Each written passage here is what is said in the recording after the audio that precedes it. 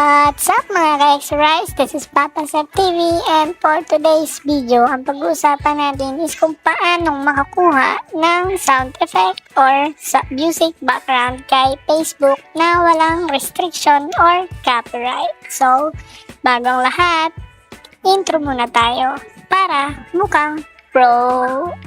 Subscribe now and press the bell icon. Never miss an update.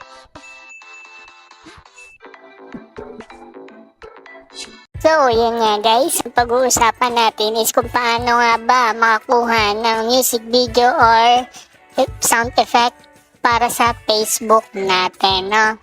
Take note guys, ito ay walang copyright kay Facebook, yung free. Pati mga music background natin, no? So, madali lang i-download at madali lang makuha sa music natin. So, ituturo ko nga sa inyo guys, step by step. So, nandito na tayo sa web browser natin. And, pipili lang kayo kahit anong web browser ang gamitin nyo is pwede, no? So, i-click natin tong internet. So, nandito na nga tayo guys sa internet natin. And, ang isa-search natin dito is facebook.com. So, nakikita nyo naman guys yung search ko. Sundan nyo na lang yan step by step. Napakadali lang yan. And after nyan guys is lalabas na to, no? So magla-login lang tayo dyan. So yan, naka-login na tayo. And dyan sa taas guys, dun ulit sa pinag-searchan natin, yan nakalagay sa is click nyo lang yan para makapag-search tayo ulit, no? Ang ilagay mo dyan is Facebook sound collection, no? So, sundan nyo lang yan guys.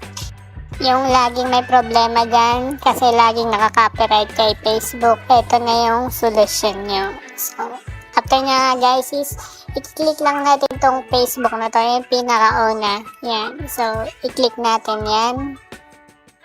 Yan nga guys, antayin lang natin kasi naglo-loading siya, medyo lang. Yan. So, eto na guys, kapag na-enter nyo na is ito na yung lalabas, no? So, maraming music dyan, maraming sound effects na din. Yan, pipili na lang kayo. May mga category yan sa taas. Yan, kung sino yung artist, kung sino yung kumanta, kung ano yung banda. So, yan nga guys. Ito yung may download button sa taas. Sa gilid. So, i-click nyo lang yan para ma-download nyo yung music.